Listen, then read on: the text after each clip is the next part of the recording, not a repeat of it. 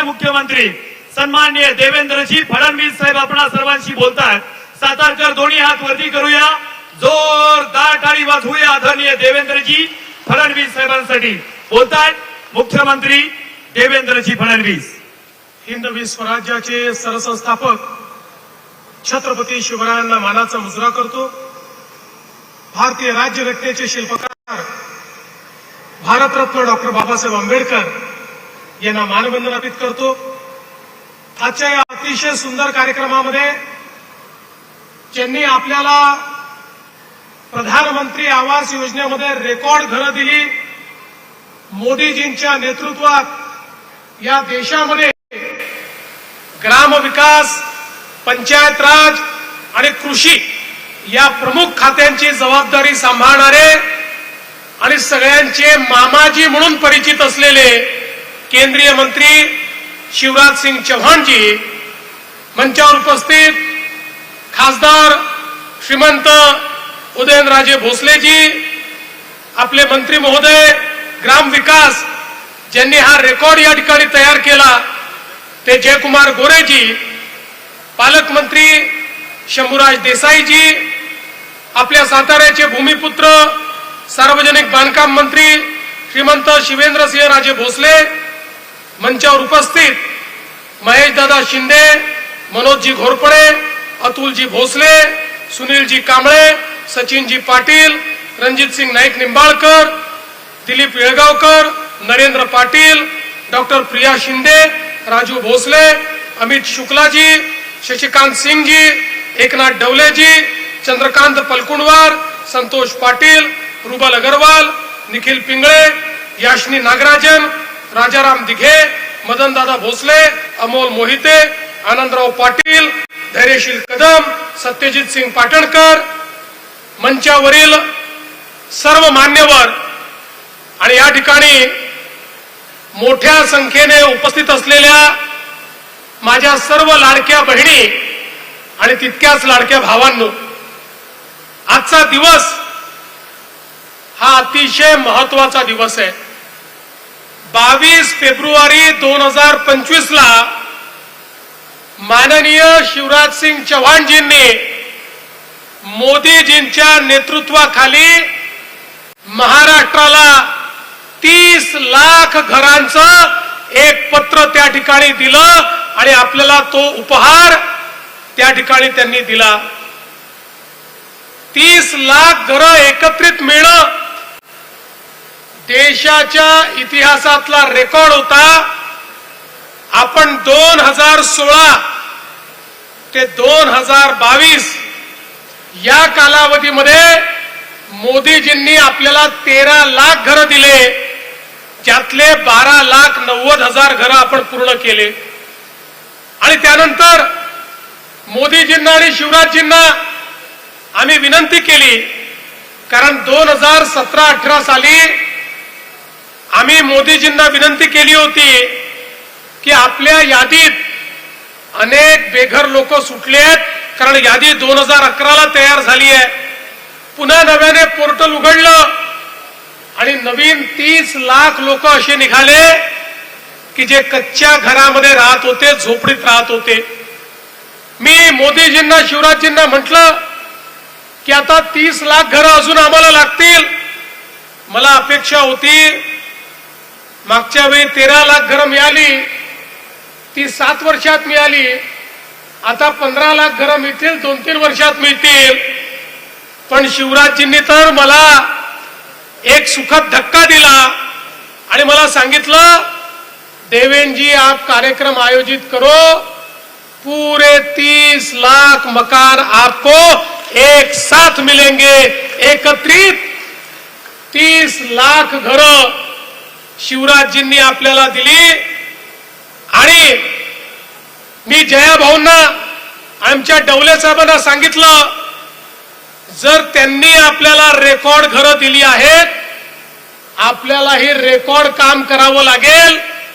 45 दिवसामध्ये घरांना मान्यता, 10 लाख घरांना पहिला हप्ता, आणि आज तर हा रेकॉर्ड बघा, एका वर्षामध्ये 5 लाख घरं पूर्ण करून त्याच्या चाव्या आज आपण त्याचं वितरण केलेलं आहे. हा देशातला रेकॉर्ड महाराष्ट्राने पूर्ण केलाय. आज पुन्हा 9,000 कोटी रुपये आपल्याला मिळालेले आहेत. हे 9,000 कोटी रुपये मिळाल्यामुळे पुढच्या वर्षी शिवराजची असाच कार्यक्रम आम्ही करू. आज 5 लाख लोकांना चाव्या दिल्या, पुढच्या वर्षी 15 लाख लोकांना चाव्या आम्ही देऊ.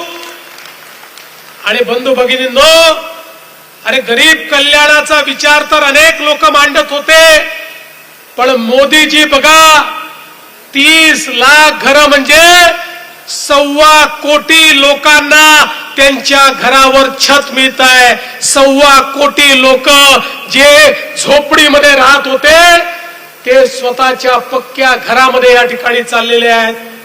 आणि म्हणून आम्ही देखील निर्णय केला, घर झालं तर ते उत्तम झालं पाहिजे, म्हणून राज्याच्या वतीनंही त्याच्यात 50,000 रुपये दिले. आणि त्यासोबत हाही निर्णय घेतला, प्रधानमंत्री आवास योजनेच्या अंतर्गत ज्याला घर मिळेल त्याला जन्मभर इलेक्ट्रिसिटी फुकट मिळाली पाहिजे, म्हणून त्याला त्या ठिकाणी सोलर करता पैसे आम्ही देतो. त्याला कधीच इलेक्ट्रिसिटीचं बिल भरावं लागणार नाही. त्यामुळे गरीबाला त्या इलेक्ट्रिसिटीच्या पैशातनंही मुक्ती देण्याचं काम आपण केलेलं आहे.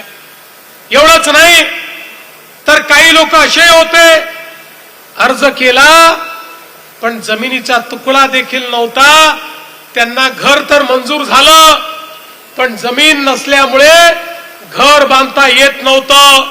त्यांना जमीन घेण्याकरता 1 लाख रुपये आपण दिले, सरकारी जमिनी दिल्या, वेगवेगळ्या प्रकारचे आरक्षण रद्द करून त्या ठिकाणी त्यांना जमिनी दिल्या. त्यामुळे त्यांना जमीनही मिळाली आणि घरही मिळालं. बंधू भगिनींनो, एखाद्याच्या जीवनामध्ये स्वतःचं घर मिळणं यापेक्षा मोठी अधिकारिता काही नसते. ते घर देण्याचं काम त्या ठिकाणी आपण केलेलं आहे. आणि आता तर बघा, आता ही जी यादी बनली, ही यादी बनल्यानंतर मागच्या वर्षी शिवराजजींनी पुन्हा सांगितलं, म्हणाले ये यादी भी थोड़ी पुरानी हो गई, कुछ लोग इसमें भी छूट गए होंगे. पुन्हा पोर्टल उघडलं, पुन्हा अर्ज मागवायला सांगितले. आता नव्याने अर्ज आमच्याकडे पुन्हा आले. आता शिवराजजींना म्हटलं, मामाजी और आपके भांजों के हमारे पास अर्जी आई है, अब उन भांजों का क्या करें. मामा जी ने कहा, जो नए भांजे और भांजियां आई है उनको भी मकान मिलेगा, त्यांनाही घर आम्ही देऊ, असं आत्ताच त्यांनी त्या ठिकाणी सांगितलं. आपलं जे स्वप्न आहे बेघर मुक्त महाराष्ट्र, महाराष्ट्रामध्ये एकही व्यक्ती या ठिकाणी बेघर राहणार नाही, सगळे पक्क्या घरामध्ये त्या ठिकाणी राहतील. हे स्वप्न येत्या 5 वर्षामध्ये पूर्ण करायचं काम हे मोदीजींच्या नेतृत्वामध्ये आपण करतोय. आणि एवढंच नाही तर माननीय शिवराजजींनी ग्रामविकास मंत्रालयाच्या माध्यमातून ग्रामीण रस्त्यांकरता मोठा निधी दिला. आजही 123 कोटी रुपये वेगवेगळ्या रस्त्यांकरता आपल्याला ते देत आहेत. आणि वेगवेगळ्या योजनांच्या माध्यमातून अतिशय उत्तम काम या ठिकाणी चाललंय. ज्या लोकांनी प्रधानमंत्री आवास योजनेमध्ये उत्तम काम केलं, ते अधिकारी, ते जिल्हे, ते तालुके, ते गावं, ते विभाग, या सगळ्यांचं आपण अभिनंदन केलंय. पण मी विशेष अभिनंदन करू इच्छितो आमचे ग्रामविकास मंत्री जयकुमार गोरे यांचं, की ज्यांनी खऱ्या अर्थानं हे शिवधनुष्य पेललं. आणि त्यांच्या सोबत ग्रामविकास विभागाचे अप्पर मुख्य सचिव जे आता जलसंपदा विभागामध्ये गेलेले आहेत आणि आता पलकुंडवार नवीन सचिव आले आहेत. पण ग्रामविकास विभागाचे तत्कालीन सचिव किंवा कालपर्यंत जे सचिव होते असे एकनाथ डवले आणि त्यांच्या संपूर्ण टीमचं मी मनापासून अभिनंदन करतो. आता पलकुंडवार आपल्याकडे हे शिवधनुष्य आलेलं आहे, हे आता आपल्याला पेलायचं आहे. पुढच्या वर्षीचा कार्यक्रम आपल्या जबाबदारीवर आणि जयकुमार भाऊंच्या जबाबदारीवर या ठिकाणी आपण घेतलेला आहे. पण मला अतिशय आनंद आहे की राज्यात हा अतिशय सुंदर कार्यक्रम या ठिकाणी झाला. यासोबत आमच्या शेतकऱ्यांकरता देखील माननीय शिवराजजींना आम्ही विनंती केली. विशेषतः आमचा कांद्याचा शेतकरी प्रचंड अडचणीत आहे. अनेक शेतकरी कांद्याला 1 रुपया भाव मिळतोय म्हणून कांदे फेकून द्यायला निघाले आहेत. आणि म्हणून शिवराजजींना मी सांगितलं, काय वाटेल ते करा, पण कांदा विकत घ्या. कांदा नाशिवंत आहे. कांदा याचं शेल्फ लाईफ खूप जास्त नाहीये. त्यामुळे त्याची खरेदी करून साठवणूक करून पुन्हा तो मार्केटमध्ये आणायचा, या सगळ्या गोष्टी अडचणीच्या असतात.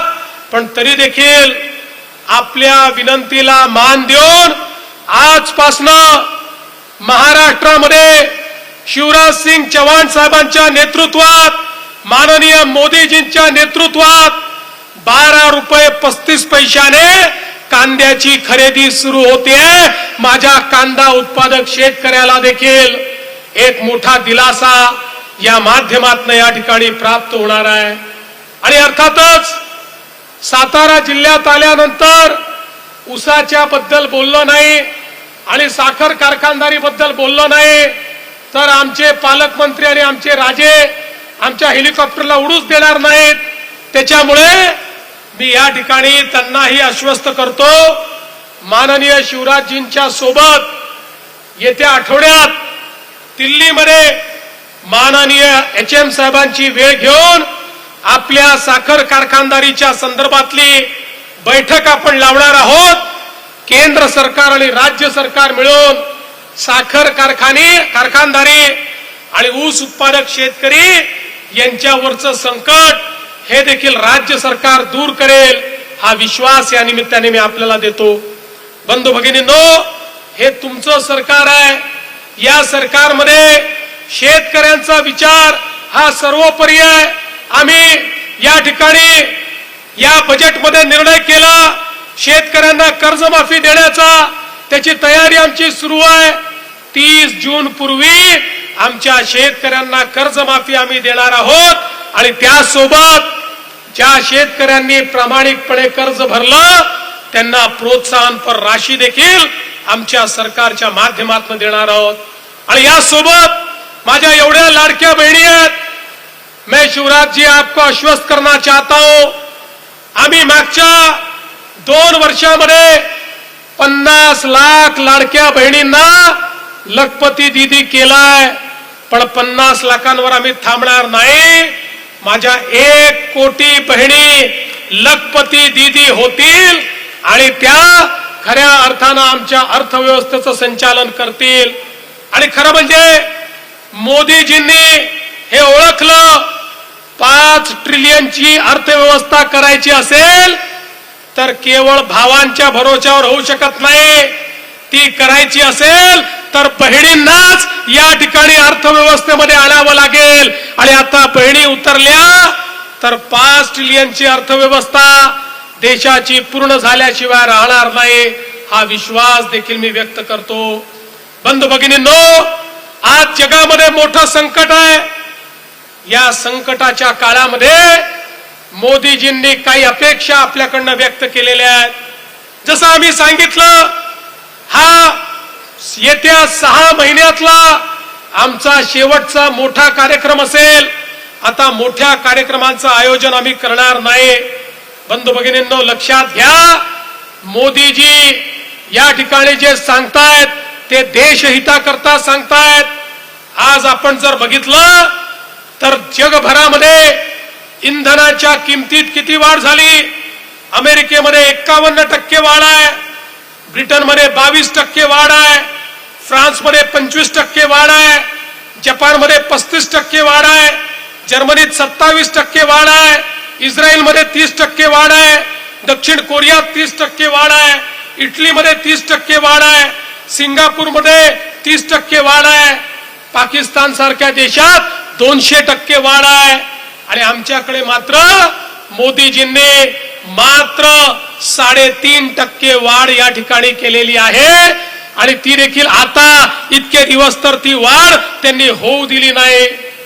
बंधू भगिनींनो, ज्यावेळी देश संकटामध्ये असतो, ज्यावेळी जगावर संकट असतं, अशा काळामध्ये माननीय प्रधानमंत्री महोदयांनी जर काही अपेक्षा व्यक्त केल्या, आपापल्या परीने आपण त्या अपेक्षेकृत काम करणं ही आपली जबाबदारी आहे. बंधू भगिनींनो, आपण देशभक्त आहोत आणि देशभक्ती ही अशा परिस्थितीमध्ये आपण किती देशाकरता त्याग करू शकतो याच्यावर अवलंबून असते. आणि फार मोठा त्याग हा काही मोदीजींनी अपेक्षितच केला नाही. या ठिकाणी परकीय चलन वाचवण्याकरता सोन्याची खरेदी नका करू, 6 महिने हे आपल्याला सांगितलेलं आहे. इंधन जेवढं वाचवता येईल तेवढं इंधन वाचवा हे आपल्याला सांगितलेलं आहे आणि त्याकरता वेगवेगळ्या उपाययोजना आपल्याला सांगितलेल्या आहेत. अनिर्बद्ध पद्धतीनं खतांचा उपयोग करू नका हे आपल्याला सांगितलेलं आहे.